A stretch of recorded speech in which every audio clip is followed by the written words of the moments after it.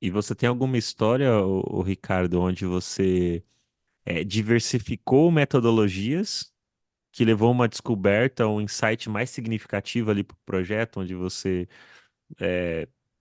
estava ali usando uma metodologia que talvez até a empresa queria, sei lá, numa consultoria que você estava dando, e aí de repente você trouxe essa visão, trouxe outros insights ali com essa questão de diversificar e não ficar preso em um só método, uma só abordagem.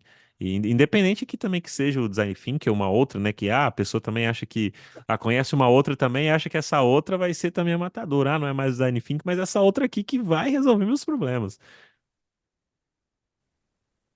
Eu vou te dar um exemplo para você parar e pensar.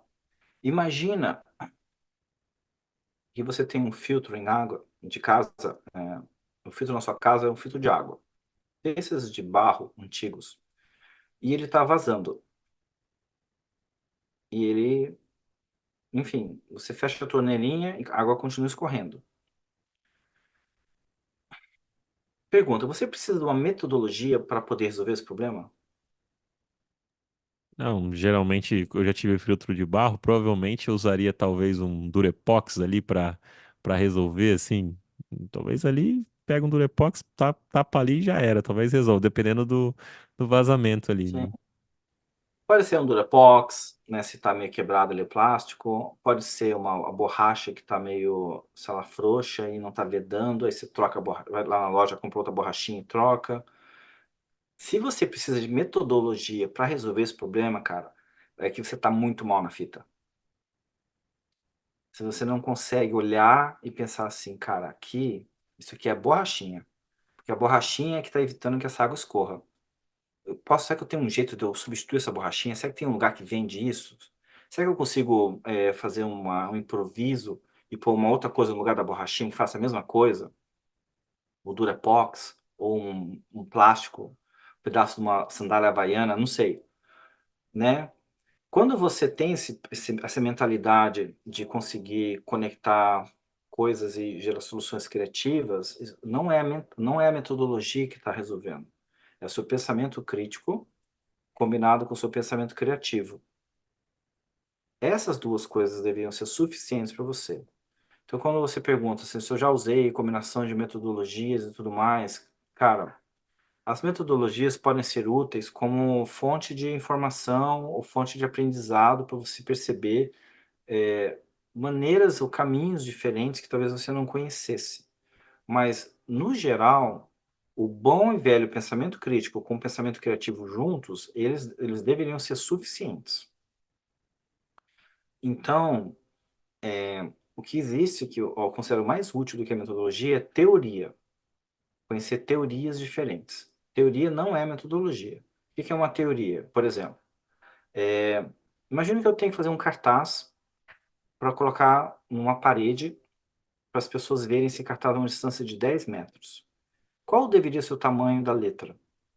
Para que a pessoa consiga ler a 10 metros e eu consiga acertar isso de primeira, sem precisar testar. Qual deveria ser o tamanho?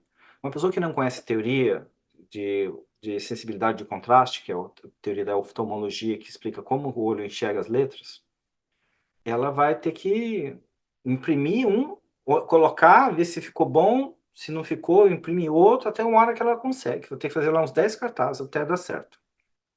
Uma pessoa que conhece a teoria, ela sabe assim, a espessura mínima que um olho consegue enxergar a uma distância de 1 metro é 0,29 milímetros. Com conforto é 0,33.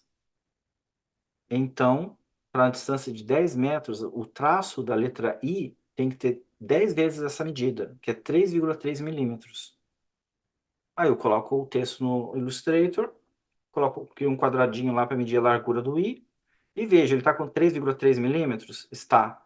Esse texto está numa medida que eu sei que a 10 metros de distância uma pessoa conseguirá ler com conforto. Veja como a teoria, ela me ajudou, o meu pensamento crítico, o meu pensamento criativo, a achar uma solução. Hoje os designers não conhecem mais teoria. Não vou dizer todos, muitos conhecem bastante teorias, principalmente no UX, tem bastante teorias interessantes, bem úteis, na área de psicologia cognitiva, por exemplo. Mas muitos designers não conhecem essas teorias. E a galera que vem do design thinking conhece menos ainda, porque num workshop de 3 horas é impossível ensinar teoria para uma pessoa. Ela vai ter que estudar em outro lugar. Então, eu dou mais ênfase à teoria, pensamento crítico, pensamento criativo, como forma de você resolver problemas, mais do que metodologias em si, entende? Essa teoria mesmo que você falou aí, eu desconhecia a teoria como um todo. Talvez quando eu fosse fazer, eu ia pesquisar trabalhos que me dessem embasamento para isso, né? Documentos e coisas do tipo assim. Mas eu não conhecia de nome assim, eu não lembro de ter ouvido falar, não. Que é super interessante, né? E que, meu, se você. Claro, hoje eu não trabalho mais fazendo coisas gráficas, mas uma hora a gente pode precisar. E querendo ou não, são coisas úteis, né? Hoje a gente foca mais a questão ali da acessibilidade, mais voltado para o âmbito digital, que é o que mais tem demanda, mas de qualquer forma é algo super interessante sobre o ponto que você trouxe, sobre a gente ir mais para a base, né?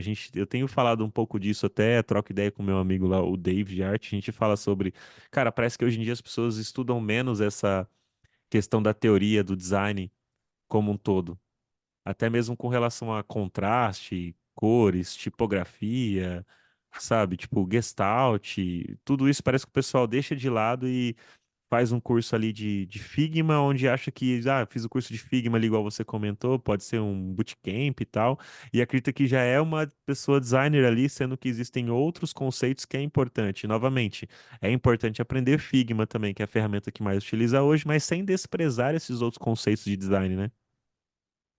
Sim, exatamente. E eu vou te falar, por exemplo, eu fiz área de design de serviço.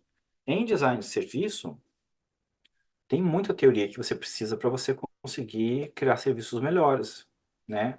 Começar pelos princípios de design de serviço. Não é princípios de como que um design de serviço tem que trabalhar de modo colaborativo, empático, holístico. Não, não é esse princípio que eu estou falando.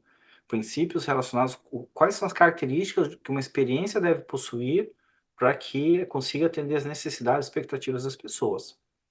Para isso tem teoria, né? Inclusive, eu estou fazendo um trabalho bem bacana ao redor disso, eu chamo de meta-princípios de design de serviço. São grupos de princípios que vão ajudar as pessoas a avaliar a experiência de serviço.